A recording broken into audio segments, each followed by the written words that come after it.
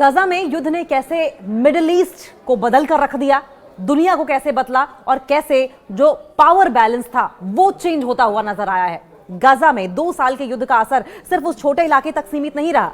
इस संघर्ष का दायरा लेबनान, सीरिया, ईरान और यमन तक फैल चुका है, काफी व्यापक हो चुका है। एक्सपर्ट्स कहते हैं कि इस युद्ध ने न सिर्फ मिडिल ईस्ट की राजनीति बदली है बल्कि दुनिया का इस क्षेत्र से रिश्ता भी अब नया रूप ले चुका है। दुनिया अब नए तरीके से देख रही है, नए रिलेशंस कायम कर रही है। यूनिवर्सिटीज कॉलेज लंदन यानी कि यूसीएल में पॉलिटिक्स और इंटरनेशनल रिलेशंस की एसोसिएट प्रोफेसर हैं जूली नॉर्मन। ये कहते हैं कि मुझे नहीं लगता कि हम इस बारे में कुछ भी बढ़ा चढ़ाकर बता सकते हैं।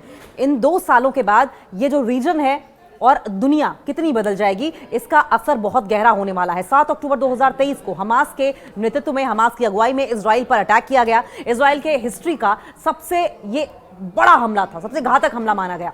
इसमें लगभग 1200 लोग मारे गए, 251 लोगों को बंधक बना लिया गया। और थिंक टैंक चैथम हाउस के में मिडिल ईस्ट और नॉर्दर्न अफ्रीकन प्रोग्राम की डायरेक्टर डॉक्टर सनम वकील ने जब एक मीडिया हाउस को इंटरव्यू दिया तो उन्होंने जानकारी दी कि इस हमले ने उस धारणा को तोड़ कर रख दिया कि इजराइल की सुरक्षा को भेदा नहीं जा सकता।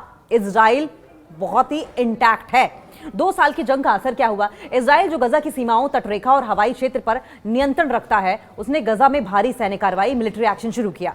हमास के नियंत्रण वाले स्वास्थ्य मंत्रालय के अनुसार 2 साल में 68,000 से ज्यादा फिलिस्तीनियों की मौत हुई।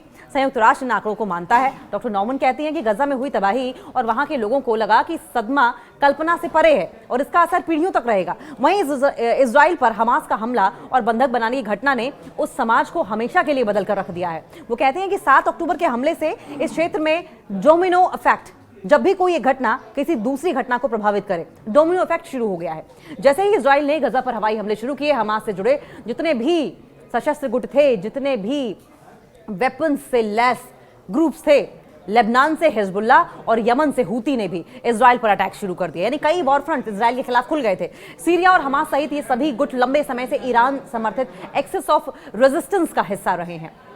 3 रिपब्लिकन राष्ट्रपतियों के कार्यालय में उनकी कार्यकाल में उनकी विदेश नीति, उनकी फॉरेन पॉलिसी का हिस्सा रहे अमेरिकी राजनीतिक एलियट अब्राम्स कहते हैं कि इजराइल इन सब गुटों के खतरे में रह रहा था और इन्हें रोकने की कोशिश भी कर रहा था। लेकिन 7 अक्टूबर के बाद उसने तय किया कि अब सिर्फ प्रतिशोध, अब सिर्फ बदले से काम नहीं चलेगा।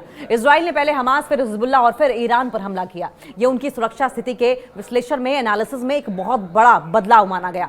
सितंबर 2024 में इजराइल ने लेबनान में हिजबुल्लाह के सदस्यों के हजारों पेजर्स और वॉकी टॉकी में विस्फोट कराया और इसके बाद उसने देश में बमबारी शुरू कर दी और उसके बाद दक्षिण में जमीनी अभियान चलाया। इजराइल के हवाई हमले में हिजबुल्लाह नेता हसन नसरल्लाह के साथ साथ उसके कई शीर्ष नेता मारे गए, कई टॉप कमांडर्स मारे गए, साथ ही उसके कई इंफ्रास्ट्रक्चर और वेपन्स को नष्ट कर दिया गया। 2 महीने बाद इजराइल में सीरिया में विद्रोहियों ने हिजबुल्लाह और ईरान के सहयोगी देश के राष्ट्रपति बशर अल असद के खिलाफ विद्रोह शुरू कर दिया। बशर अल असद की 24 साल की सत्ता 2 हफ्तों में गिर गई। डॉक्टर नॉर्मन के मुताबिक बशर अल असद शासन के पतन के क्षेत्र में हुए बदलाव और सीरिया में बने आंतरिक दबाव की भूमिका रही है। वो कहते हैं कि हिजबुल्लाह और ईरान के कमजोर होने के कारण बशर अल असद की सरकार को सहारा नहीं मिला। इस दौरान इजराइल ने सीरिया के सैन्य ठिकानों पर हमले किए ताकि भविष्य में सीरियाई क्षेत्र से हमले की संभावना न बचे। सीरिया के नए राष्ट्रपति और पूर्व में अलकायदा से जुड़े इस्लामी लड़ाके अहमद अल शरा ने कहा कि उनकी सरकार इजराइल से युद्ध नहीं चाहती और सीरिया की जमीन का इस्तेमाल किसी बाहरी हमले के लिए होने नहीं देगी किसी भी कीमत पर। इजराइल और ईरान के बीच युद्ध का खतरा कैसे बढ़ा? दशकों से मिडिल ईस्ट पर खतरा मंडरा रहा था, लेकिन हिजबुल्लाह के पास लॉन्ग रेंज मिसाइलों के साथ साथ हथियारों के बड़े भंडार की मौजूदगी से यह खतरा टलता चला गया। एलियट अब्राम्स कहते हैं कि इजराइल और ईरान सालों से एक दूसरे पर छद्म रूप से प्रॉक्सी वॉर लड़ रहे थे, अप्रत्यक्ष रूप से और सीक्रेट तरीके से एक्शंस एक दूसरे के खिलाफ करते रहे हैं, अटैक्स करते रहे हैं, लेकिन दोनों में से किसी ने भी एक दूसरे पर सीधा हमला नहीं किया, डायरेक्ट अटैक नहीं किया। लेकिन अप्रैल 2024 में और अक्टूबर 2024 में दोनों देशों के बीच तनाव एयर स्ट्राइक्स में तब्दील हो गया। वहीं जून 2025 में इजराइल ने ईरान के परमाणु ठिकानों पर हमले किए, जिससे कि 12 दिन का युद्ध छिड़ गया। अमेरिका ने भी इसमें हिस्सा लिया और बंकर बस्टर बम गिराए, जिसके बाद कतर के साथ मिसाइल इजराइल और ईरान के बीच युद्ध विराम कराया गया। बड़े स्तर पर असर हुआ इसका। एलियट अब्राम्स कहते हैं कि व्यापक लेवल पर इसका असर देखने को मिला। इन सभी घटनाओं से इजराइल पर हमला करने के लिए ईरान का प्रॉक्सी सिस्टम अब लगभग खत्म हो चुका है। उनके मुताबिक हमास, हिजबुल्लाह और ईरान अब पहले से कहीं ज्यादा उनके हिसाब से कमजोर है। वो कहते हैं कि ये जिस तेजी के साथ हुआ है वो पूरे क्षेत्र को हैरान करने वाला रहा है।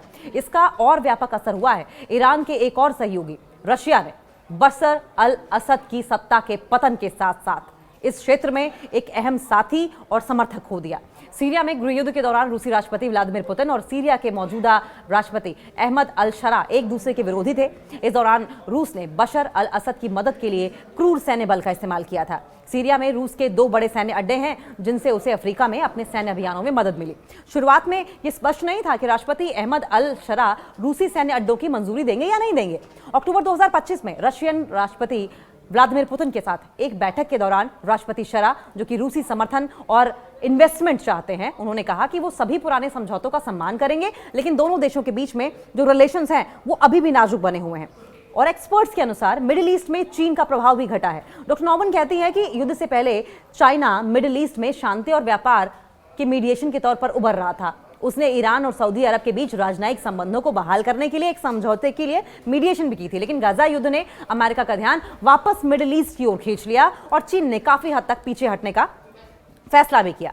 वहीं तुर्की अब सीरिया की नई सरकार का करीबी सहयोगी बन रहा है। डॉक्टर नॉमन कहते हैं कि दशकों तक सीरिया ईरान और रूस के प्रभाव में था, लेकिन अब तुर्की की काफी मजबूत भूमिका होने की संभावना जताई जा रही है।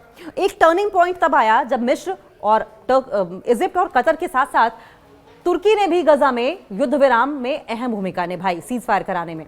कतर, जहां हमास का राजनीतिक नेतृत्व है और हमेशा अमेरिका का सबसे बड़ा सैन्य अड्डा है, मध्यस्थ की मुख्य भूमिका में था। सितंबर 2025 में इजराइल ने कतर की राजधानी दोहा में हमास नेताओं पर अटैक किया, एयर स्ट्राइक की, जिससे कि कतर नाराज हो गया और गजा में सीज फायर में बाधा पहुंचाने की आशंका बढ़ गई। हालांकि एलियट अब्राम्स का यह मानना है कि अमेरिका के सहयोगी कतर पर हुआ यह अटैक युद्ध के अंत की दिशा में टर्निंग पॉइंट साबित हुआ। उसको वो टर्निंग पॉइंट के तौर पर देख रहे हैं। उनके मुताबिक इसके बाद कतर ने अमेरिका से सुरक्षा की गारंटी मांगी, जो कि ट्रंप ने दी भी। एलियट अब्राम्स ये भी कहते हैं कि इसकी कीमत में ये हमें इस युद्ध को खत्म करना होगा, इसलिए आपको हमास को सौंपना होगा। साथ ही राष्ट्रपति ट्रंप ने इस युद्ध को खत्म करने के लिए इजरायली प्रधानमंत्री बेंजामिन नेतन्याहू पर दबाव बढ़ा दिया। साथ ही नेतन्याहू को कतर से माफी मांगने के लिए मजबूर भी किया। डॉक्टर नॉमन कहते हैं कि कतर, मिस्र और तुर्की ने हमास को बातचीत के लिए तैयार करने और ट्रंप के प्रस्ताव को गंभीरता से लेने में बहुत महत्वपूर्ण भूमिका निभाई है। उनका मानना है कि फ्रांस, ब्रिटेन, कनाडा और ऑस्ट्रेलिया जैसे देशों का फिलिस्तीन को मान्यता देने पर भी असर पड़ा है। वो कहते हैं कि हालांकि कुछ पर्यवेक्षक इस कदम को पूरी तरीके से सिंबॉलिक मानते हैं, लेकिन इस स्टेप से उस रीजन में जो बाकी देश हैं उनको हमास पर सीज फायर के लिए दबाव डालने में थोड़ी सी आसानी हुई। अब इन सब के बीच में इजराइल अलग थलग पड़ गया। अक्टूबर में जो सीज फायर समझौता हुआ उसके पीछे गजा में इजरायली सेना के अभियान और वहां की मानवीय स्थिति को लेकर कई देशों में बहुत ही गुस्सा हुआ, जनाक्रोश बढ़ा। अगस्त में संयुक्त राष्ट्र के समर्थन वाली एक संस्था ने अगस्त में कहा था कि गजा में अकाल पड़ा है, जबकि इजराइल ने इसे झूठा बताया। अगले महीने सितंबर में संयुक्त राष्ट्र की एक जांच रिपोर्ट ने इजराइल पर गजा में फिलिस्तीनियों के खिलाफ नरसंहार का आरोप लगाया, जिसे इजराइल ने फिर से भ्रामक और गलत बता दिया, जिससे कि इजराइल के खिलाफ एक लहर सी कई देशों में, चाहे वो फ्रांस हो चाहे ब्रिटेन हो, खुलकर दौड़ उठी। इजराइल के खिलाफ खुलकर देश बोलने लगे। यूरोप की जनता भले ही गजा में इजराइल की सैन्य गतिविधियों को नरसंहार न कहे, लेकिन वो इसकी खुले तौर पर आलोचना करने लगी और यही भावना अमेरिका में भी फैल गई। कुल मिलाकर इजराइल आज इस क्षेत्र में एक सैन्य प्रभुत्व वाले देश की तरह दिखता है, लेकिन वो कहती हैं कि उसकी सैन्य गतिविधियों का एक नतीजा ये भी रहा कि इजराइल को इंटरनेशनल लेवल पर और रीजनल लेवल पर काफी कुछ झेलना पड़ा। इजराइल आज डेकेड्स पहले, दशकों पहले से कहीं ज्यादा अलग थलग पड़ गया है। संयुक्त राष्ट्र 1967 से फिलिस्तीन, जिसमें गजा और वेस्ट बैंक भी शामिल हैं, इजराइल अधिकृत क्षेत्र मानता है। अक्टूबर में गजा युद्ध विराम, गजा सीज फायर समझौते के बाद तीनों विशेषज्ञों का यह कहना है कि बहुत कुछ अभी भी निश्चित नहीं है, इनडेफिनिट है। हमास के हथियार छोड़ने से लेकर गजा के लिए धन, सुरक्षा बलों की व्यवस्था और क्या फिलिस्तीन की मान्यता का कोई भरोसेमंद रास्ता निकल पाएगा। फिर भी डॉक्टर नॉमन ये भी कहती हैं कि क्षेत्र पूरी तरीके से बदल चुका है और कुछ संबंधों में बड़े बदलाव आए हैं और भी बदलाव आएंगे। उनके मुताबिक मिडिल ईस्ट पर नए सिरे से ध्यान दिया जा रहा है, जिसके बारे में वो कहती हैं कि उम्मीद है कि इससे इस क्षेत्र में अब तक देखे गए युद्ध, वॉर्स, टेंशंस, संघर्ष के बजाय कुछ बेहतर करने के लिए नए सिरे से प्रतिबद्धता पैदा होगी।